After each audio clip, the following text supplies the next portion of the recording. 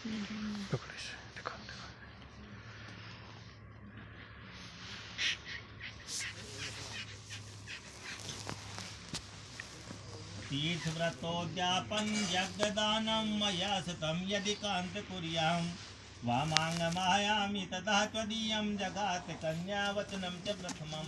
पहला वचन लेती है कि आप कोई भी तीर्थ करे या व्रत करे या व्रत का उद्यापन करे या यज्ञ करे तो मेरे को साथ लेकर के करे। या को ना कि एक लाइस आप तीर्थ करने के लिए चले गए और इसको मालूम ही नहीं है, तो आप जहाँ भी जाएं, तीर्थ करने जाएं या यज्ञ हवन करें तो मेरे को साथ लेकर के करें। ये पहला वचन लड़की से ले। दूसरा है हव्य प्रदानम पितृस्य है कव्य प्रदानम यदि पूज्येदम वामांगमायामि तदा त्वदीयं जगात कन्या वचनम च दित्य है। और दूसरा वचन है कि देखो अपन हवन तो करते हैं देवताओं को प्रसन्न करने के लिए और श्राद्ध वगैरह जो अपन करते हैं वो पितरों को प्रसन्न करने के लिए करते हैं। आप देवताओं को और पितरों को इनको माने तो ही मैं देने से बाणी। ये दूसरा वचन लड़की लड़के से। तीसरा है कुटुम्ब रक्षा बने यदि त्वाम कुर्या पशुना परिपालन च वामांगमायामि तदा त्वदीयं जगात कन्या वचनम तृतीय है। तीसरा है कि देखो कुटुंब की रक्षा। अभी तक तो आप अकेले थे, कैसे भी रहे कोई है ना, अब अपन एक से दो गए, धीरे धीरे अपनी संतान होगी, अपना परिवार बन जाएगा, कुटुंब बनेगा अपना। अगर उसका पालन पोषण करने में आप सक्षम हैं तो ही मैं दैने अंग से बाएं अंग आऊँ। ये तीसरा वचन लड़की से लिखिए। चौथा है आय वो धान्य धनादिकाम पृष्ठाइमा स्वग्रहे विद्याम वामांगमायामि तदा त्वदीयं जगात कन्या वचनम च चतुर्थम। चौथा वचन है कि आय का मतलब आमदनी और व्यय का मतलब खर्चे।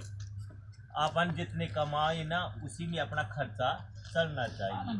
हाँ, उसी में चलना चाहिए। और मेरे को मालूम होना चाहिए भाई आपने कमाई इतनी हो रही है तो अपन उसी हिसाब से खर्चा करें। आय और व्यय का मतलब मेरे को मालूम होना चाहिए। ये चौथा वचन लड़के से लेती है। पांचवा है देवाल राम तड़ाक कूपवापी विद्या परमार्थ सिद्धये वामांगमायामि तदा त्वदीयं जगात कन्या वचनम च पंचम।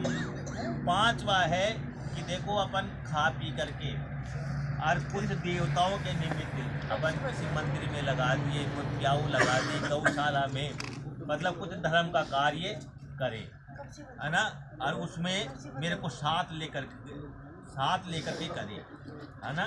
तो ये मतलब पांचवा वचन लड़के से लेती है। छठा है देशांतरे वा च पुरांतरे वा पृष्ठा विद्यात् व्यवहारिकार्यम वामांगमायामि तदा त्वदीयं जगात कन्या वचनम च षष्ठम। छठा वचन है कि देखो कमाने के लिए अपने को देश से विदेश में भी जाना पड़ सकता है ना, कहीं भी अपन कमाए तो मेरे को मालूम होना चाहिए भाई अपन इस जगह पर अपन ये काम कर रही हैं।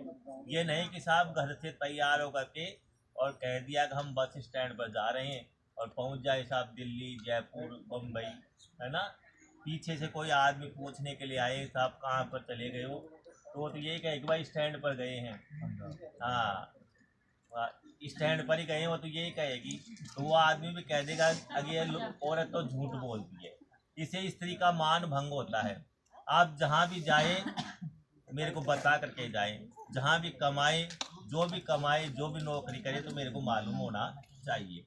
ये छठा वचन लड़के से लेती है। सातवां है न सेवनिया परिपहार किया न राग दृष्टा च विलोकनीयाम वामांगमायामि तदा त्वदीयं जगात कन्या वचनम च सप्तम। सातवां वचन है कि न सेवनिया परिपार क्रिया, कभी पराई स्त्री का सेवन न करे, स्त्री भाव केवल मुझी में रखे। जो मेरे से उम्र में बड़ी है उनको आप माता के समान समझे, और जो मेरे से उम्र में छोटी है उनको आप बेटी के समान समझे, और जो मेरे उम्र में बराबर की उनको आप बहन के समान समझे, केवल स्त्री भाव मुझी में रखे। तो ये सातवां वचन लड़के से लेती है। तो पार्वती जी जब महादेव जी से ये 7 वचन मांगा तो महादेव जी महाराज अपना कोटा तुम ही उठा कैलाश पर्वत की तरफ चल दिए। जब पार्वती जी ने खूब प्रार्थना की महादेव जी महाराज से, अब देखो मैंने कितना ही व्रत किया, कितनी तपस्या करी और महादेव जी जैसा वर मिला,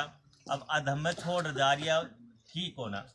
जनाब महादेव जी बोला, अब तू तो 7 वचन मांग रही है, तू मेरे को 8 वचन दे तो मैं तेरे को दैने अंग से बाएं अंग लूं।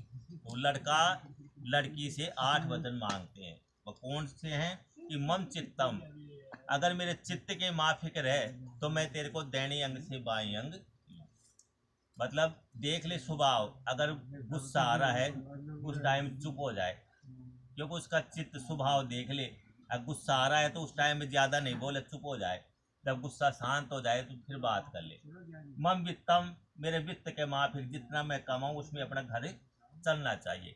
मम चित्तम अमिदम, बात के मेरे वचनों का तुम पालन करो। उद्याने मदपाने, शाम के समय कभी जंगल में अकेली मत जाओ, मदपान का कभी तमाशा मत देखो। और पिता का घर चाहे गांव की गांव में है, परंतु बुलाई हुई आदर सम्मान के साथ में जाओ और बुलाई हुई आदर सम्मान के साथ में आओ।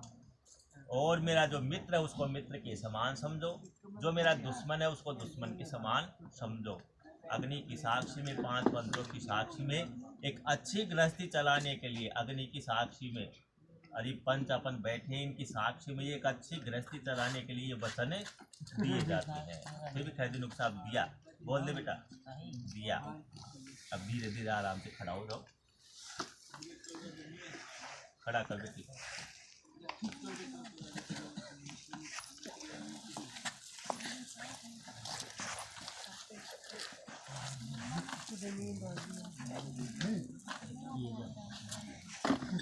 तीन चार फेरो लगा, 4 फेरो लगा